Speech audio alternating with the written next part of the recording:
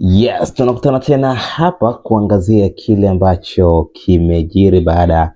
ya mchezo wa robo finali ya CRDB Federation Cup ambayo iliwakutanisha wenyeji JKT Tanzania wakiwakaribisha Dar es Salaam Young Africans katika mchezo ambao umetamatika kwa Yanga kuondoka na ushindi mnono wa goli 2-0. Sasa baada ya mchezo huo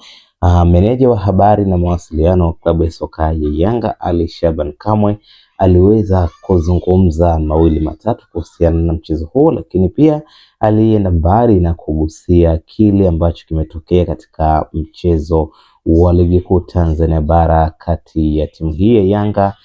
dhidi ya Dodoma Jiji ambapo walipoteza kwa jumla ya magoli 3-2 na magoli mawili yakiwa yamesababishwa na captain wa timu hiyo Bakari Nondo Mwamnyeto. Sasa Ally Kamwe baada ya kuzungumzia mchezo wa leo na kufurahishwa na kiwango cha wachezaji wa Yanga walichokionyesha, hakusita pia kutumia muda huo kuomba msamaha kwa mashabiki kwa ajili ya kapteni wa timu hiyo Bakari Nondo Mwamnyeto, ambapo ameeleza kwamba hadi hivi sasa kapteni wao Bakari Nondo Mwamnyeto anajutia kile ambacho kimetokea na imemfanya asiwe sawa kisaikolojia. Amekuwa ni mtu wa mawazo muda wote, amekuwa ni mtu ambaye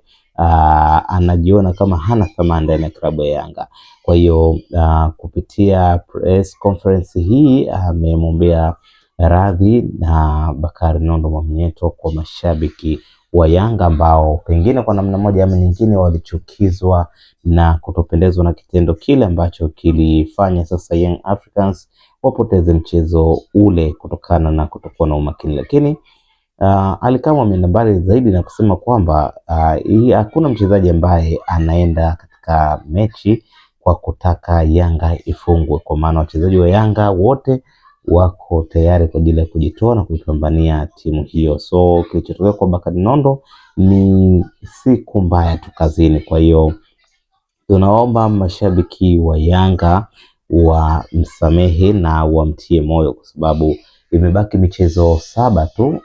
ya ligi kuu Tanzania bara ili kukamilisha msimu huu, na kwa namna yote wanahitajika kushinda ili waweze kutetea taji la ubingwa wa ligi kuu Tanzania bara. So hata kama ikitokea mchezaji amepatwa na changamoto kama ile, nafikiri ni wakati wa kugeana moyo na kumfariji zaidi ili afanye vizuri, kwa sababu